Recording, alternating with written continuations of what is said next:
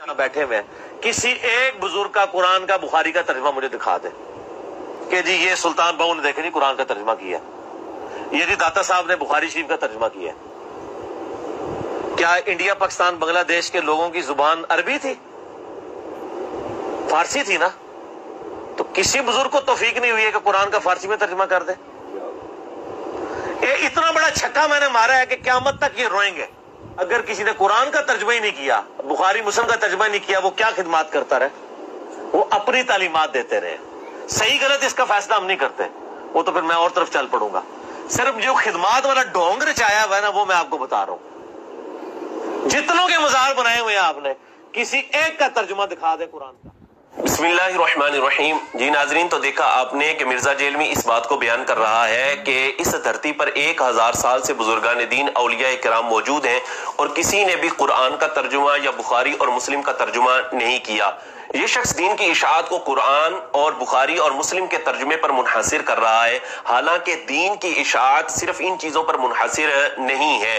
دین کی اشاعت کے مختلف طریقے ہیں اور ہمارے اولیاء کرام نے اور بزرگان دین نے مختلف طریقوں کے ساتھ دین کی اشاعت کی۔ کسی نے فن خطابت کے ذریعے دین کی اشاعت کی، کسی نے درس و تدریس کے ذریعے سے دین کی اشاعت کی، اور کسی نے کتابیں تحریر کر کے جو ہے وہ دین کو پھیلایا اور لوگوں کو دائرہ اسلام کے اندر داخل کیا ہے۔ اور یہ شخص قرآن کے ترجمے پر اور بخاری اور مسلم کے ترجمے پر دین کی اشاعت کو منحصر کر رہا ہے۔ ناظرین، یہ بات یاد رکھیں کہ اولیاء کرام پر اعتراضات کر کر کے، تنقید کر کر کے اس بندے کا دماغ چل گیا ہے اور یہ بندہ بھاولا بن گیا ہے۔ اس کو یہی پتہ نہیں ہے کہ ہمارے بزرگان دین نے قرآن کا بھی ترجمہ کیا ہے، بخاری اور مسلم کا ترجمہ بھی کیا ہے۔ اور یہ شخص یہ بات بیان کر رہا ہے کہ جتنے اولیاء اللہ کے مزارات ہیں، کسی نے بھی نہ قرآن کا ترجمہ کیا ہے، نہ بخاری اور مسلم کا ترجمہ کیا ہے، اور آگے سے غرور اور تکبر والی بات بیان کر رہا ہے، کہہ رہا ہے میں بہت بڑا چھکا مار رہا ہوں۔ تو آئیے ناظرین، میں آپ کے سامنے چند مثالیں رکھتا ہوں کہ ہمارے بزرگان دین نے قرآن کا ترجمہ بھی کیا،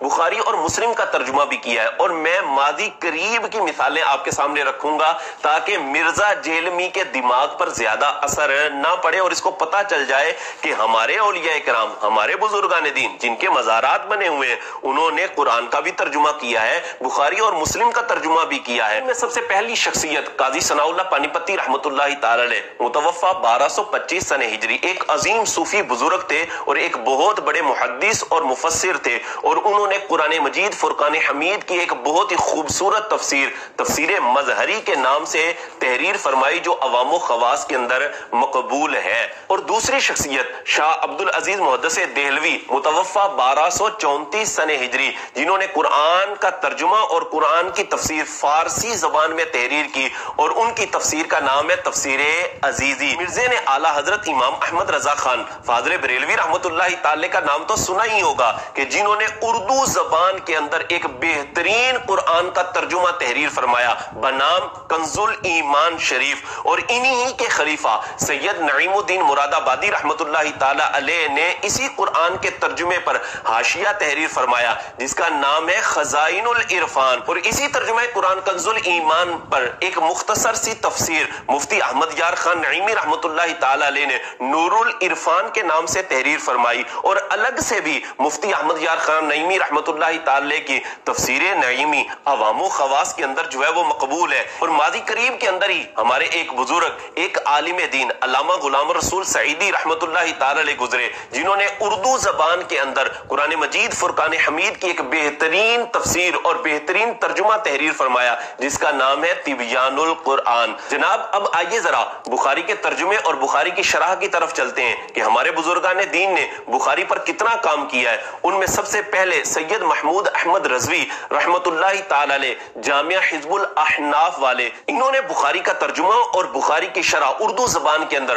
فیوز الباری کے نام سے تحریر فرمائی۔ اسی طرح ہمارے بزرگان دین میں سے دوسری شخصیت مفتی شریف الحق امجدی رحمۃ اللہ تعالی علیہ، جنہوں نے بخاری کا ترجمہ بھی کیا، بخاری کی شرح بھی لکھی جس کا نام ہے نزہۃ القاری۔